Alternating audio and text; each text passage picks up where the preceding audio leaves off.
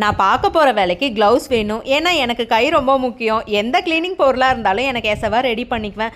பசையை நல்லா ஸ்ட்ராங்காக போட்டால் கிச்சனு ஒட்டிக்கும். ஏன்னா செய்ய போகிற வேலை அந்த மாதிரி. இதை செய்யக்கூட 10 நிமிஷம் தான் ஆச்சு.